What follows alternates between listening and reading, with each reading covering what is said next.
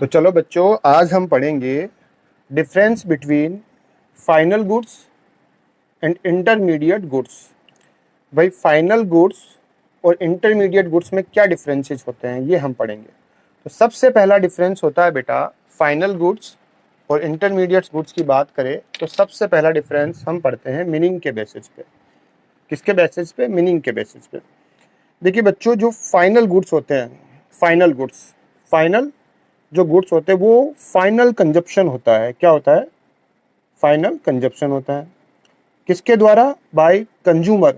जो consumer final consumption करते हैं, these goods are meant for final consumption by consumer और for investment by the firms. और एक फर्म जो पैसा इन्वेस्ट करती है ना, किसी गुड्स को खरीदने के लिए। तो फाइनल गुड्स में बेसिकली हम दो गुड्स को शामिल करते हैं, जिसमें एक होते हैं हमारे कंजप्शन गुड्स, जो हाउस होल्ड खरीदते हैं अपने कंजप्शन के लिए। दूसरे होते हैं बेटा कैपिटल गुड्स। कौन से होते हैं? Capital goods. ये हमने पढ़ा था, consumption goods and capital goods को हम फाइनल गुड्स में शामिल करते हैं। ठीक है। जबकि जो इंटरमीडिएट गुड्स होते हैं वो एक फर्म के द्वारा जो है रीसेल पर्पज के आधार पर खरीदे जाते हैं। जैसे these goods are used for raw material. जो हम रॉ मटेरियल यूज करते हैं, जो एक फर्म रॉ मटेरियल यूज करती है फॉर प्रोडक्शंस के लिए, ठीक है, और जो रीसेल के लिए जो गुड्स परचेज करती है इन द सेम ईयर, एक ही साल के अंदर, तो उसको हम कहते हैं इंटरमीडिएट गुड्स। क्या कहते हैं बेटा? Intermediate goods.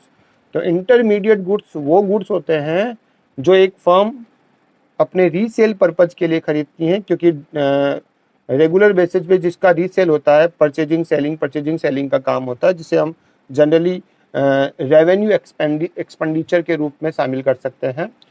रेवेन्यू एक्सपेंडिचर, ठीक है।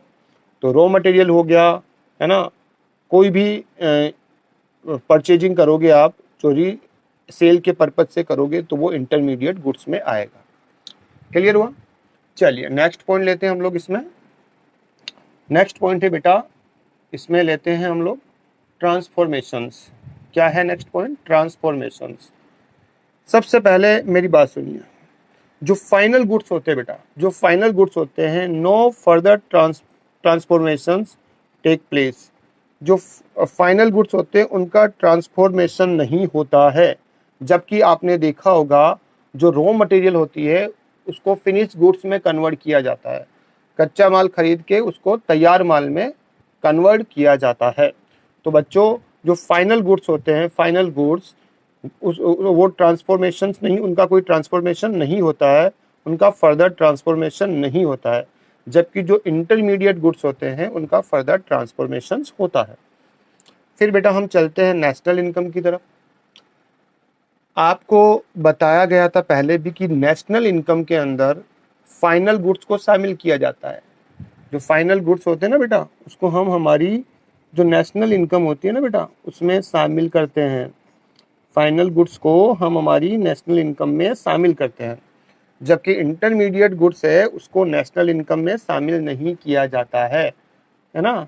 तो आपको याद रखना है कि जो फाइनल गुड्स होते हैं वो नेशनल इनकम में शामिल होते हैं, जबकि इंटरमीडिएट गुड्स नेशनल इनकम में शामिल नहीं होते हैं। फाइनल गुड्स कौन से होते हैं? जो एक हाउस होल्ड के द्वारा जिनका एक हाउस होल्ड जो है क्या करता है? कंजप्शन करता है, या एक फर्म जिसे इन्वेस्टमेंट पर्पज से खरीदती है, उस गुड्स को हम फाइनल गुड्स कहते हैं। आगे देखिए, इसके कुछ एग्जाम्पल्स है, समझिए इनको। देखिए फाइनल गुड्स के एग्जाम्पल है, जैसे आपने मशीनरी परचेज की, एक फर्म ने मशीनरी परचेज की, तो मशीनरी परचेज क्यों की? इन्वेस्टमेंट पर्पज के लिए, क्योंकि इस मशीन से वो प्रोडक्शन का काम करेगी। इक्विपमेंट खरीदा तो इन्वेस्टमेंट पर्पज है। Car purchase by house hold, एक हाउस होल्ड ने क्या किया? कार खरीदी, तो कार का वो क्या करेगा? वो कंजप्शन करेगा, क्योंकि एक हाउस होल्ड है तो वो कार को क्या करेगा? काम में लेगा, कंजप्शन करेगा। Books purchase by student, student ने क्या खरीदी? बुक खरीदी, तो स्टूडेंट क्या करेगा? उसका कंजप्शन करेगा, है ना, उस बुक्स का कंजप्शन करेगा। तो ये सारे फाइनल गुड्स में आते हैं। जबकि हम बात करते हैं बेटा इंटरमीडिएट गुड्स की, तो मैंने लिखा रॉ मटेरियल आपने परचेज की तो इंटरमीडिएट गुड्स में आएगा। गुड्स परचेज किया for resale purpose in regular basis तो वो भी किस में आएगा, आपका इंटरमीडिएट गुड्स में। आपने चौक परचेज की, चौक परचेज इन स्कूल, स्कूल के अंदर चौक खरीदी तो चौक का क्या करोगे, आपका चौक खरीद के क्या किया जाएगा, उसका भाई कंजप्शन किया जाएगा।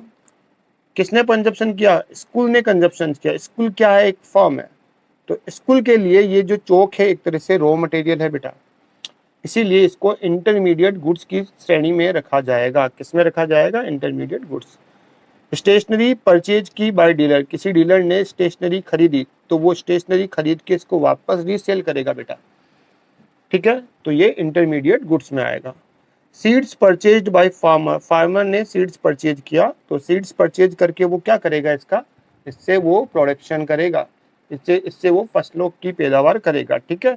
तो ये होते हैं हमारे फाइनल गुड्स और इंटरमीडिएट गुड्स। आगे बढ़ते हैं, चलो बच्चों। अगला पॉइंट रहेगा बेटा, difference between consumption goods and capital goods. बेटा कंजप्शन गुड्स और कैपिटल गुड्स में क्या डिफरेंस होता है। देखिए जो कंजप्शन गुड्स होते हैं बेटा, है ना, जो कंजप्शन गुड्स होते हैं, लिखा है goods which are consumed by ultimate consumer for satisfaction of his want. एक कंज्यूमर जो होता है वो अपने सेटिस्फैक्शन के लिए जिस गुड्स को अल्टीमेट कंज्यूम कर लेता है उसे हम कहते हैं कंजप्शन गुड्स। जबकि कैपिटल गुड्स कौन से होते हैं, कैपिटल गुड्स जो है एक फर्म के द्वारा खरीदे जाते हैं। Goods which are purchase only for producing other goods and can be repeatedly used in process of productions. यानी कैपिटल गुड्स वो गुड्स होते हैं जो एक फर्म के द्वारा लॉन्ग टर्म के लिए खरीदे जाते हैं और जिससे प्रोडक्शन का काम किया जाता है, किसी वस्तु का प्रोडक्शन किया जाता है, वो होते हैं बेटा कैपिटल गुड्स। नेक्स्ट सुनिए, नेक्स्ट है इसमें जो कंजप्शन गुड्स होते हैं ना बेटा, कंजप्शन गुड्स वो दो टाइप के होते हैं, एक होते हैं ड्यूरेबल, एक होते हैं नॉन ड्यूरेबल। ड्यूरेबल कौन होते हैं, जो जल्दी खराब नहीं होते हैं, जैसे एसी हो गया, कार हो गई। नॉन ड्यूरेबल क्या होते हैं, जो जल्दी खराब होते हैं, जैसे ब्रेड हुआ, मिल्क हुआ, हमने पढ़ा ना।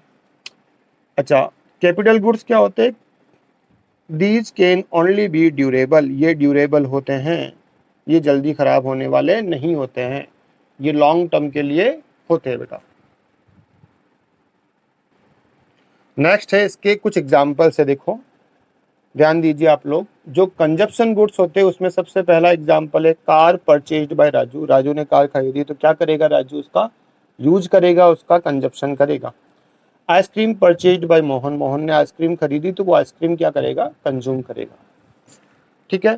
यहाँ आइए कैपिटल गुड्स में, देखो जैसे आपने मशीन खरीदी तो आप मशीन का क्या करोगे, मशीन का आप लॉन्ग टर्म के लिए यूज करोगे, प्रोडक्शन के लिए यूज करोगे। इक्विपमेंट खरीदे तो ये सारे के सारे क्या हो गए आपके लिए, कैपिटल गुड्स हो गए। तो ये बेटा consumption goods and capital goods में डिफरेंस हो, ठीक है बच्चों।